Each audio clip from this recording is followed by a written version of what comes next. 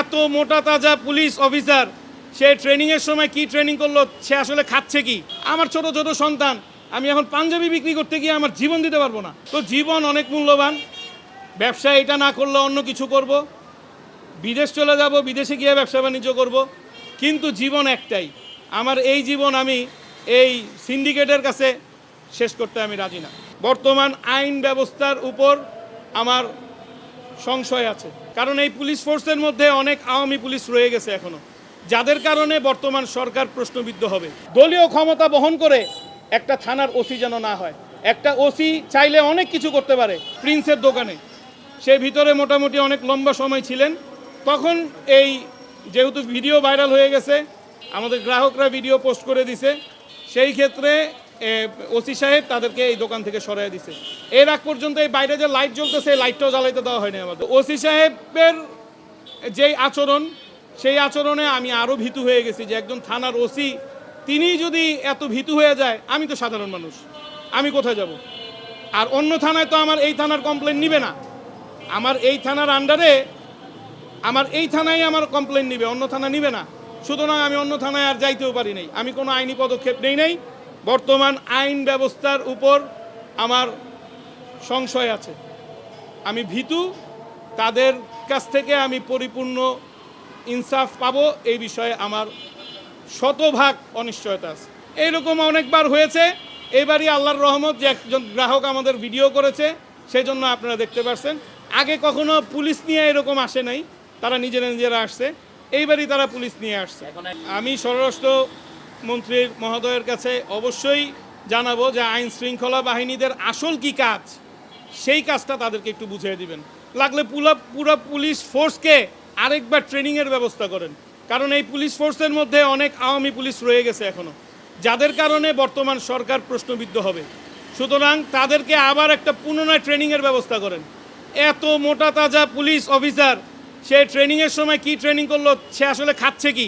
আমার প্রতিষ্ঠানের কর্মচারীরা কি খায়, তাদের কি খাইলে শরীরে এনার্জি থাকবে, সেটা যদি আমি হিসাব করতে পারি, তাহলে বাংলাদেশের আইন শৃঙ্খলা বাহিনী কে কি খাচ্ছে, কার কি ঘরে কি রান্না হচ্ছে, কার জন্য কি খাবার তৈরি হচ্ছে, এবং সেখানে প্রোটিন আছে নাকি সেখানে ঘুমের ওষুধ আছে, সেগুলো আপনাদের চেক করা উচিত। এবং পুলিশ সদস্যরা কি আসলে মাদকাসক্ত কিনা, এটাও আপনাদের চেক করা উচিত। সুস্থ মস্তিষ্কের মানুষ, গরিব মানুষ কেনাকাটা করতেছে ঈদের আনন্দ করার উদ্দেশ্যে, সুস্থ মস্তিষ্কের মানুষ এই প্রতিষ্ঠান বন্ধ করতে পারে না।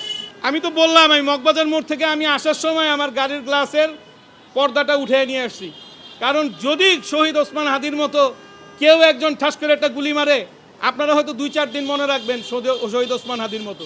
এখন তো অনেকেই ভুলে গেছেন, আমরা তো এখনও ভুলতে পারিনি তাকে, কিন্তু অনেকেই ভুলে গেছেন, অনেকেই এখন এটাকে অন্যদিকে মুভ করে নিয়ে যাচ্ছেন। আমার ছোট ছোট সন্তান, আমি এখন পাঞ্জাবি বিক্রি করতে গিয়ে আমার জীবন দিতে পারবো না।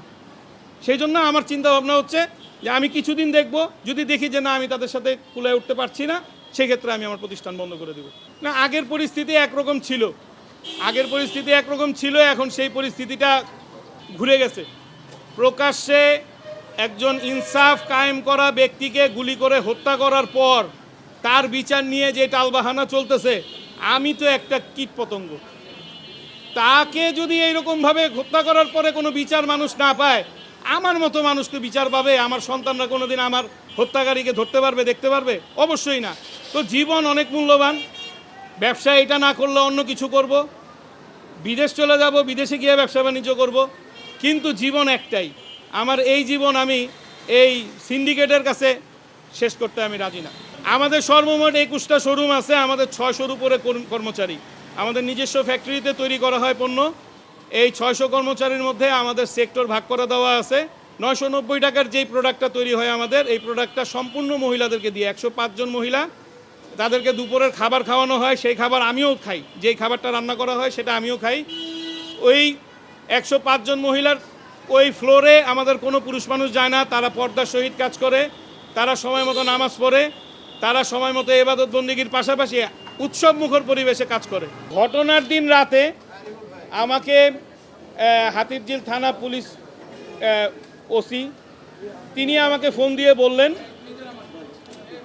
যে এই ঝামেলাটা এইখানেই আপনারা সমাধান করে নেন, নিজেরা সমাধান করে নেন, কারণ ওনার সাথে আপনি পেরে উঠবেন না। ওনার অনেক ক্ষমতা, অনেক পাওয়ার। সে আমাদের মাননীয় প্রধানমন্ত্রী তারেক রহমান সাহেবের বন্ধু, সেই ক্ষেত্রে ওনার সাথে পেরে উঠবেন না, উনি আমাকে বদলি করে দিবে।